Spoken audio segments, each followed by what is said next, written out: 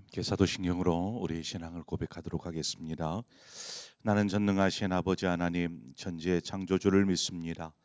나는 그의 유일하신 아들 우리 주 예수 그리스도를 믿습니다.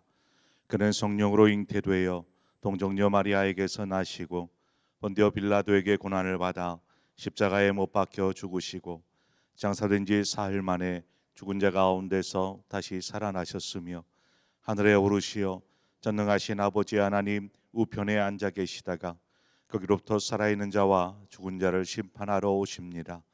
나는 성령을 믿으며 거룩한 공교회와 성도의 교제와 죄를 용서받는 것과 몸의 부활과 영생을 믿습니다. 아멘. 우리 함께 찬송가 488장 이 몸의 소망 무언가 우리 주 예수뿐일세. 우리 찬송가 488장 함께 찬송하도록 하겠습니다.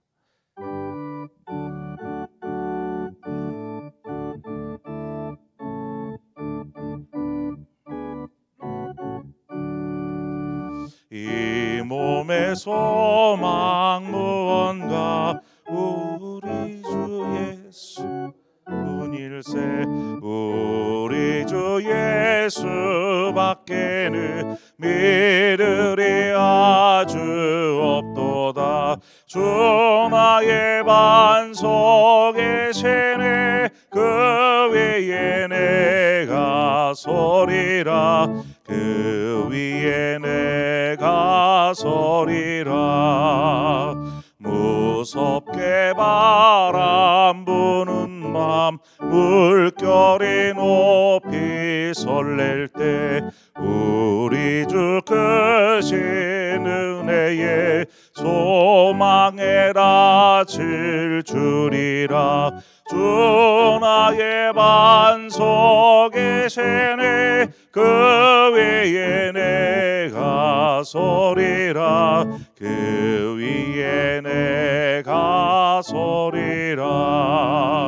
세상에 믿던 모든 것 끊어질 그날 되어도 구주의 언약 믿사와 내 소망 더욱 크리라.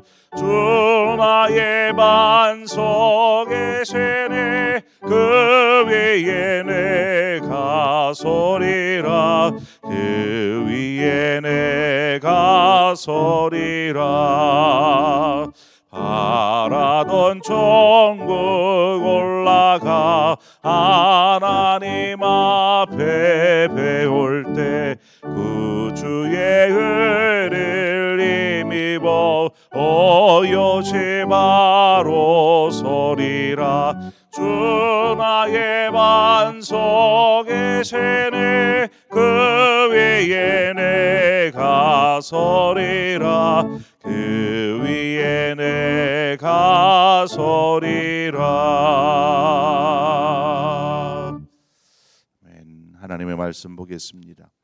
시편 144편 12절에서 마지막 15절의 말씀입니다. 시편 144편 12절에서 마지막 15절의 말씀을 한 절씩 교독해서 보도록 하겠습니다. 제가 먼저 읽겠습니다. 우리 아들들은 어리다가 장성한 나무들과 같으며 우리 딸들은 궁전의 양식대로 아름답게 다듬은 모퉁이 돌들과 같으며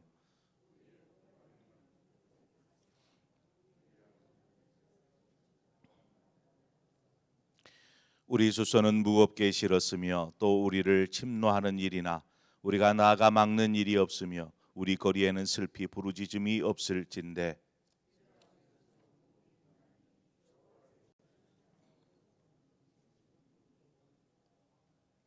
아멘.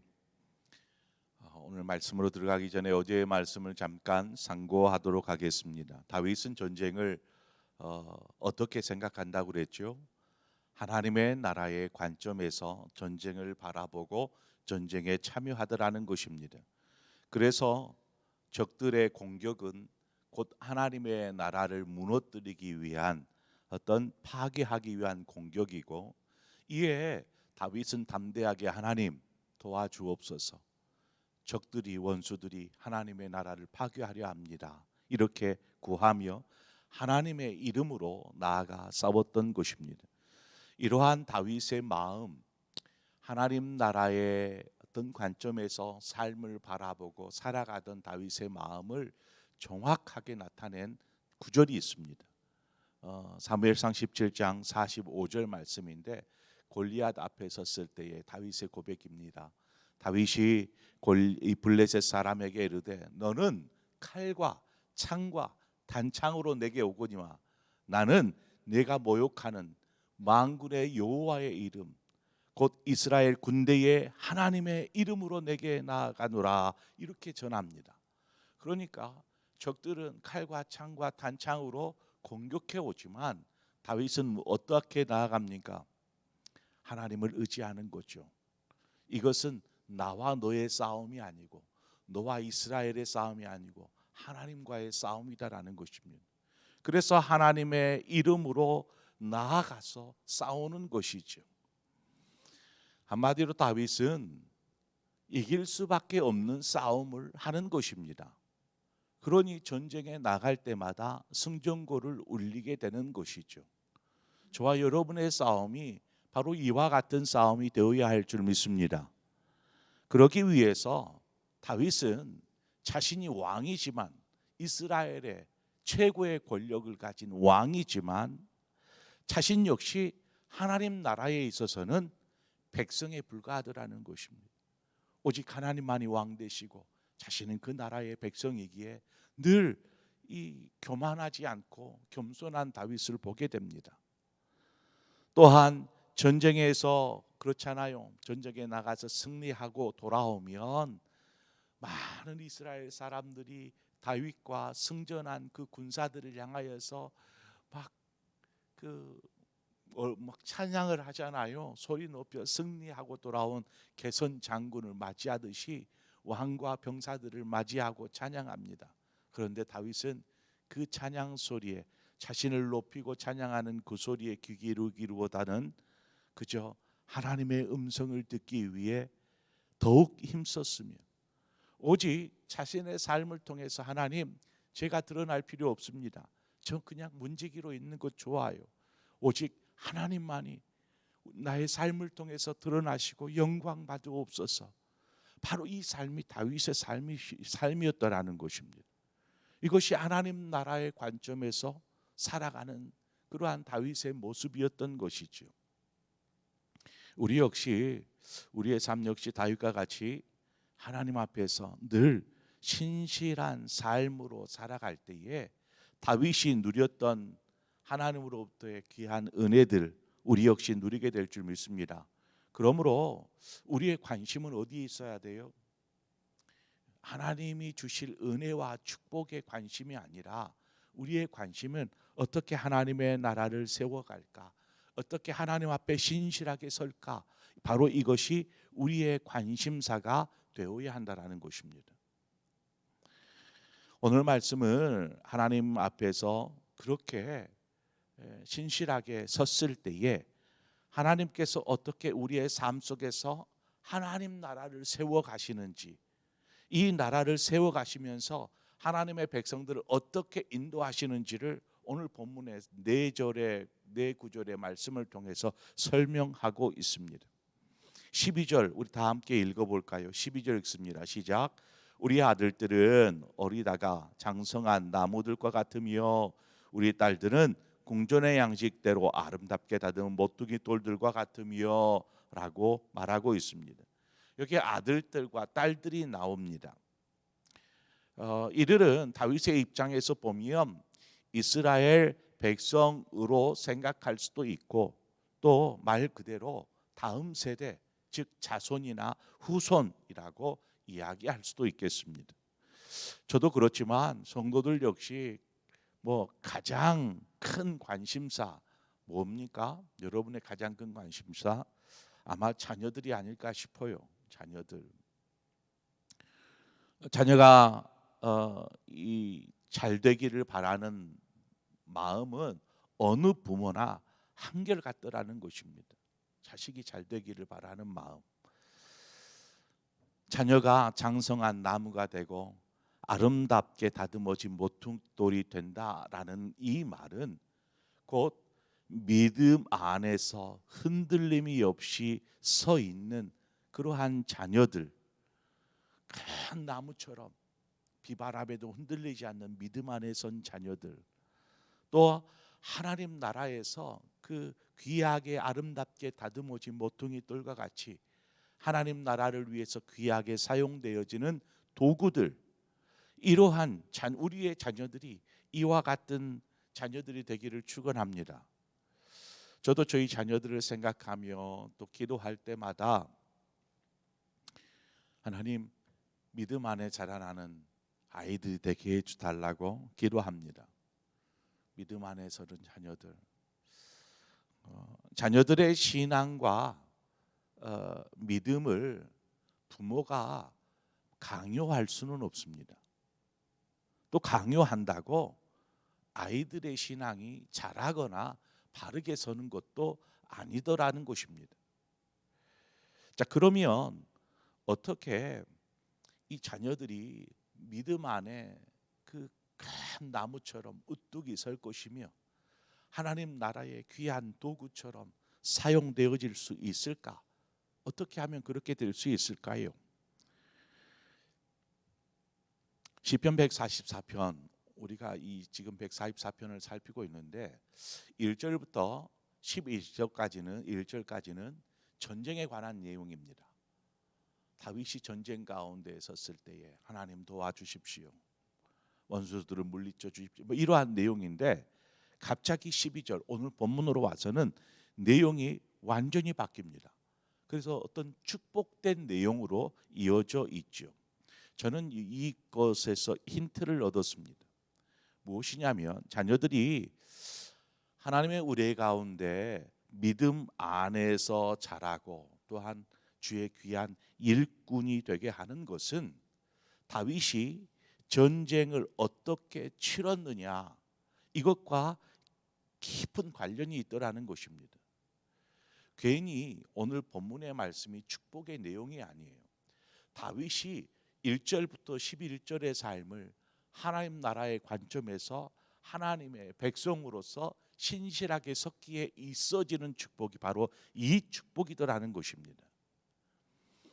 그래서 하나님 나라를 위해서 자신을 드렸고 또 무엇보다 어떤 상황에서도 적군이 벌떼처럼 몰려들지라 어떤 상황에서도 흔들림이 없고 변함없이 믿음 안에 서 있는 그 모습이 결국 자녀들에게 그대로 보여지는 것이죠. 다음 세대들에게 그대로 보여지는 것입니다. 그래서 자녀들이 나도 우리 부모님처럼 이러한 생각들을 하게 되는 것입니다. 갖게 되는 것이죠.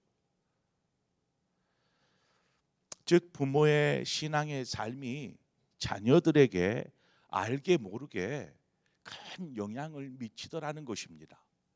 그냥 말로 해서가 아니라 그 삶의 모습을 통해서 신앙생활을 통해서 자녀들에게 이러한 모습들을 보여주는 것이죠. 자녀들이 부모를 보면서 나는 저렇게 살지 않을 거야, 이러한 생각을 품으면 되겠습니까? 나도 우리 부모님처럼 하는 마음을 품을 수 있도록 보여주는 것이죠. 다윗이 그러한 1절부터 11절을 통해서 그러한 삶을 삽니다. 하나님 나라의 백성으로서 그 삶을 백성들이 보는 거죠. 후손들이 보는 거죠. 자녀들이 보는 것입니다. 또한 하나님의 나라를 구하며 살 때에 주어지는 축복을 또 이야기하고 있는데 우리가 그렇게도 이 땅을 살면서 갈망하고 원하는 축복입니다. 13절 한번 읽어볼까요? 시작. 우리의 곳간에는 백곡이 가득하며 우리의 양은 들에서 천천과 만만으로 번성하며. 놀라운 축복이죠. 삶에 이러한 축복이 있기를 바랍니다. 마태복음에 보면 뭐라고 하냐면 너희 하늘 아버지께서 너희 하늘 아버지께서 이 모든 것이 너희에게 있어야 할 줄을 아시느니라. 그런즉 너희는 먼저 그의 나라와 그의 의를 구하라. 그리하면 이 모든 것을 너희에게 더하여 주시리라 말씀하십니다. 이 말씀처럼 정말 하나님께서 모든 것을 여기에 말씀처럼 곳간에 백곡이 가득하고 들판에 천천만만에 그냥 번성하는 짐승들 소유가 늘어나는 것 아니겠어요? 이처럼 이러한 축복은 우리가 그것을 위해서 온 힘을 기울였기 때문이 아니라 우리가 하나님 앞에 겸손하게 서니까 그것들은 그저 덤으로 따라오더라는 것입니다. 하나님의 나라를 구하며 사니까 이 모든 것을 더하여 주시더라는 것입니다. 지금 그것을 고백하고 있는 것입니다. 결국 우리가 이 땅에 살아가면서 소망해야 될 것이 무엇인가 말씀하는 것으로 시편을 144편을 마무리 짓습니다.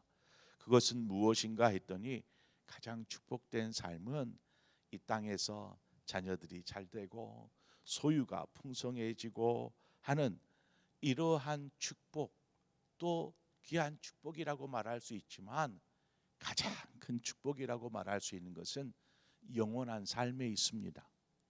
영원한 삶. 그래서 14절 중반 이하를 보면 우리를 침노하는 일이나 우리가 나아가 막는 일이 없으며 우리 거리에는 슬피 부르짖음이 없을진데, 이 구절을 이렇게 읽다 보면 묵상하다 보면 떠올려지는 구절이 없습니까? 장례식 때 제가 자주 본문으로 사용하는 구절이 있습니다. 그 계시록에 나오는 말씀 중에 하나님의 나라에는 오직 하나님이 이 다스리는 곳인데 계시록의 말씀처럼 그 나라는 눈물이 없고 애통하는 것도 없고 곡하는 것도 없고 아픔도 없는 곳이다라고 말씀하고 있습니다. 더 이상 어떤 무언가가 침노할 필요도 하지도 않고 막을 필요도 없고 슬피 부르짖음도 없고 하는 온전한 하나님의 나라, 이 하나님의 나라는 결국 우리가 하나님 앞에 섰을 때에 그 영원한 나라에서 우리가 누릴 수 있지 않겠습니까? 이 땅에서 우리가 하나님의 나라를 누린 듯 이렇게 완전한 하나님의 나라를 이 땅에서는 누릴 수 없습니다. 하나님이 다스리는 그러한 완전한 그리고 영원한 나라, 그 나라가 분명히 있게 될 것입니다. 우리는 이미 그 나라의 상속자들입니다. 이것이 하나님의 나라의 백성인 우리에게 주신 하나님의 복인 것이죠. 그래서 이러한 백성은 복이 있나니 여호와를 자기 하나님으로 삼는 백성은 복이 있도다라고 마무리하고 있습니다. 그러므로 우리가 이 땅을 살아가면서 무엇을 구해야 될까? 우리는 하나님의 나라를 구하는 삶을 살아야 합니다. 그것이 복으로 이어진다라는 거죠. 믿음 안에 신실하게 하나님 앞에 서 있어야 합니다. 그 삶이 우리를 영원한 삶으로 인도하기 때문에 그렇습니다. 그러므로 우리가 올바른 신앙을 가져야 합니다. 하나님 축복해 주세요. 형통케 해 주세요. 이 문제 해결해 주세요. 여기에만 발버둥칠 것이 아니라 하나님, 제가 하나님 앞에 섭니다. 전쟁, 적들이 몰려와도 믿음으로 담대하게 서겠습니다. 다윗처럼 만군의 여호와의 이름으로 내게 나아가노라. 이 믿음의 삶을 살아갈 때에 여러분의 삶에 하나님의 나라가 이루어질 뿐만 아니라 영원한 완전한 하나님의 나라가 여러분의 소유될 줄 믿습니다. 그러한 은혜와 축복을 누리는 우리 모든 상봉의 성도님들 되시기를 축원합니다. 기도하겠습니다. 하나님 아버지, 이 땅을 살아가는 동안 하나님께서 주시는 은혜와 축복을 누리며 살기를 원합니다. 무엇보다도 우리의 자녀들이 믿음 가운데 바르게 서고 또한 하나님께서 사용하시는 귀히 사용하는 도구가 되어지기를 바랍니다. 그러기 위해서 이들이 믿음으로 자라야 하는데 어떻게 합니까?